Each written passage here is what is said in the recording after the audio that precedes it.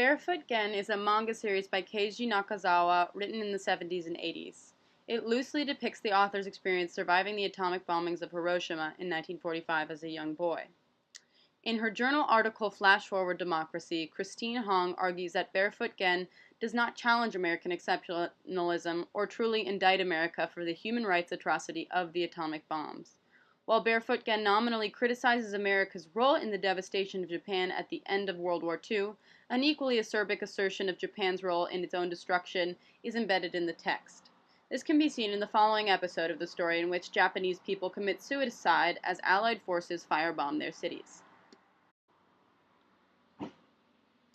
On the first page, the American B-29s whiz past, dropping dozens of firebombs in cities throughout Japan. The page is filled to the brim, no space is left empty, communicating the inescapability of the fires and destruction. Japanese bodies fly out of the explosions with anguished expressions. The caption, "We," accompanies the image of the bombs sailing through the air, paired with the ROARRR roar caption next to the planes. The reader understands that the American offensive is brutal and tragic, but also strong and inevitable.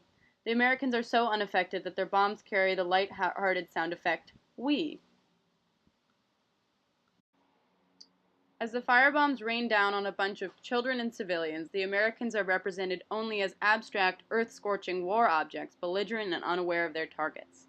This speaks to what Christine Hong describes as, quote, the limitations of U.S. historical consciousness that presided over the war after the war ended, enabled by, quote, the literal shortcomings of perspective as conventionalized in the iconic aerial images of the mushroom cloud and scorched earth, end quote, which made Japanese suffering an abstraction and obscured the possibility of viewing the decision to drop the A-bomb as a human rights atrocity. Nakazawa communicates with these images that both enemies, the Japanese and Americans, were abstractions to one another.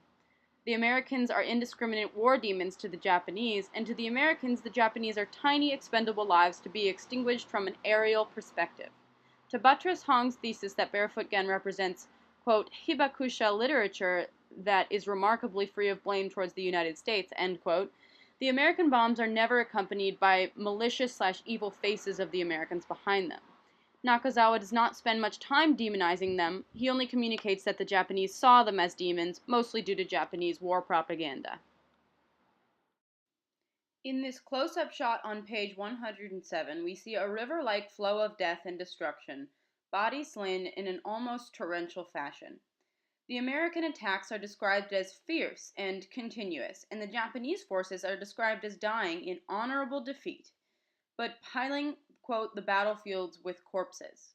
So there is some light finger pointing at the Americans, whose military might decimates the Japanese population.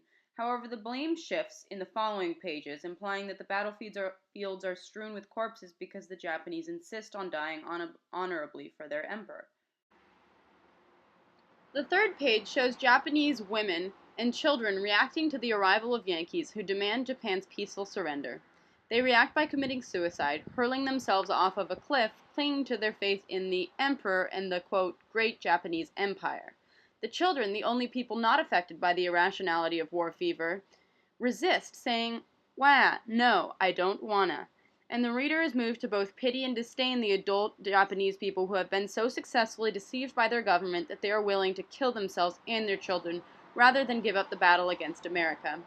This effect truly buttresses Hong's argument that Barefoot Gen, quote, adopts the Potsdam, read American, post-war rationale that a new order of peace, security, and justice will be impossible until irresponsible militarism is driven from the world, and, quote, the war responsibility falls squarely, moreover, on the shoulders of those self-willed militaristic advisors whose unintelligent calculations brought the Empire of Japan to the threshold of annihilation. So in this close-up shot of the Americans arriving on land and announcing, quote, the battle is over, surrender peacefully, as they look toward Japanese women and children committing suicide. The Americans are not holding weapons, but a bullhorn, calling for peace. This imagery is in line with how Hong believes American media portrayed post-war Hiroshima.